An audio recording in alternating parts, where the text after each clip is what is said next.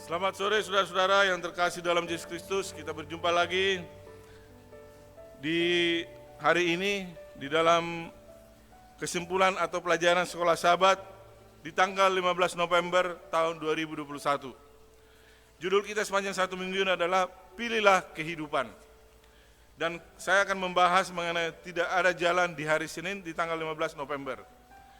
Pada sore ini, sebelum kita memulai, kita bersyukur kepada Tuhan karena Tuhan telah menyertai kita di sepanjang hari kerja kita. Dan kita merasakan berkat Tuhan di dalam pekerjaan kita, di dalam aktivitas kita, di dalam kita melakukan aktivitas di sepanjang hari ini. Sebelum kita memulai, kita terlebih dahulu berdoa. Bapa di surga, kami patut bersyukur dan berterima kasih atas kasih dan penyertaan Tuhan kepada kami di sepanjang hari kerja kami sampai tiba pada sore hari ini.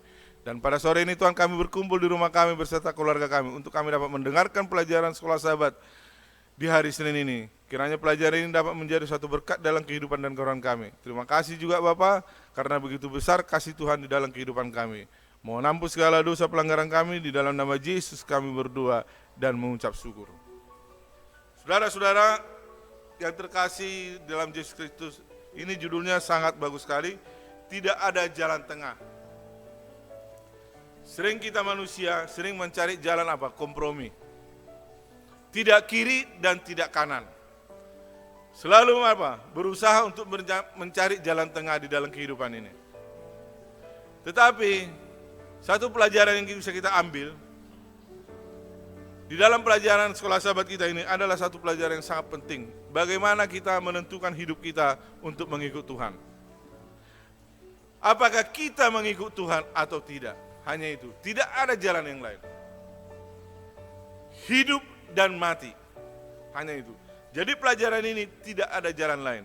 Dikatakan di sini, sepanjang Alkitab kepada kita dihadapkan satu di antara dua pilihan. Dua pilihan selalu dihadapkan pada kita. Di sepanjang Alkitab kepada kita dihadapkan satu di antara dua pilihan. Dua pilihan selalu dihadapkan pada kita. Tidak ada, jadi hanya kiri dan kanan. Maju atau mundur. Tidak ada jalan tengah. Ikut jalan yang besar atau jalan yang sempit.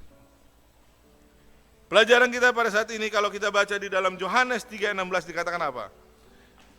Dua opsi apa atau dua pilihan apa yang dinyatakan baik secara terbuka maupun tersirat yang ada di dalam ayat-ayat ini.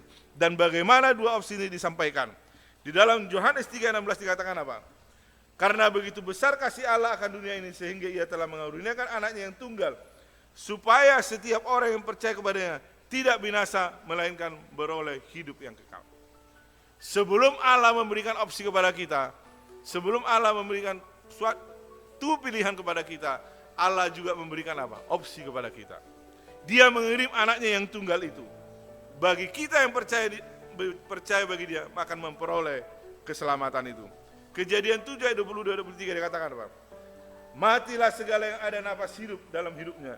Segala yang ada di darat, demikianlah dihapuskan Allah segala yang ada. Segala yang di muka bumi, baik manusia maupun hewan dan binatang melata. Dan burung-burung di udara sehingga semuanya itu dihapuskan dari bumi ini. Hanya Nuh yang tinggal hidup. Semua yang bersama-sama dengan dia dalam bahtera itu. Pada saat sebelum air bah ada dikasih dapat pilihan kepada manusia yang ada di yang dihotbai oleh Nuh, Nabi Nuh. Dan mereka dikasih pilihan mengikut Nuh apa tidak. Tetapi mereka mengambil apa? Malah mereka mengejek Nuh dan mengambil suatu kesempatan itu tidak mengikut Nuh. Akhirnya apa? Yang selamat hanya yang ada di dalam bahtera itu. Dan yang selanjutnya dikatakan lagi di dalam Roma 6 ayat 23 dikatakan apa? Sebab upah dosa ialah maut, tetapi karunia Allah ialah hidup yang kekal dalam Kristus Yesus Tuhan kita. Upah dosa adalah maut. Mengikut Kristus adalah hidup. Di dalam Roma 8:6 dikatakan apa? Karena keinginan daging adalah maut, tetapi keinginan roh adalah hidup dan damai sejahtera. Apakah kita mengikuti keinginan daging atau roh? Semua ada pilihan pada kita. Pada waktu terakhir tidak ada jalan tengah bagi kita sebagai manusia sebelum pertentangan besar itu benar-benar terakhir. Dosa, setan, kejahatan, ketidakmenurutan dan pemberontakan akan diberantas.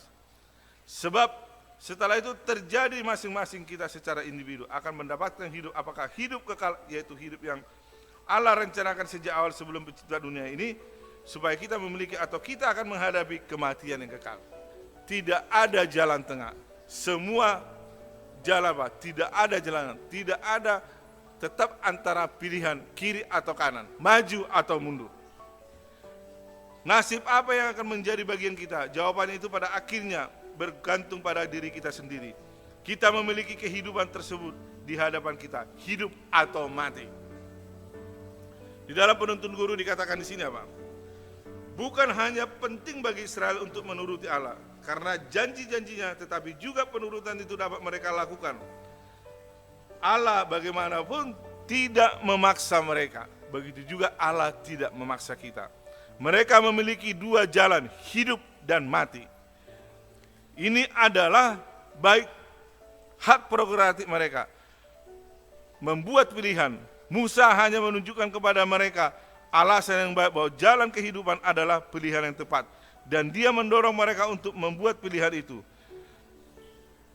Musa mendorong bangsa Israel membuat pilihan itu untuk menurut kepada siapa? Kepada Allah. Ellen G. White mengatakan di sini di dalam Education halaman 25 dikatakan apa? Manusia kehilangan segalanya karena dia memilih untuk mendengarkan penipu itu daripada dia yang adalah kebenaran, yang satu-satunya memiliki pengertian dengan mencampurkan kejahatan dengan kebaikan. Pikirannya menjadi kacau, kekuatan mental dan spiritualnya menjadi tumpul. Dia tidak lagi dapat menghargai kebaikan yang telah Allah berikan dengan begitu bebasnya. Saudara-saudara yang terkasih dalam Yesus Kristus, pelajaran ini sangat bagus sekali. Dan tidak ada tawar-menawar, dikatakan apa? Tidak ada jalan tengah, tidak ada kompromi. Sebagaimana kita tahu, sering kita sebagai manusia sering menjali jalan tengah atau mencari amannya. Tetapi Tuhan tidak memberikan pilihan itu kepada kita. Tuhan hanya memberikan ikut saya atau tidak. Semua itu tergantung daripada kita, tergantung daripada saudara dan saya.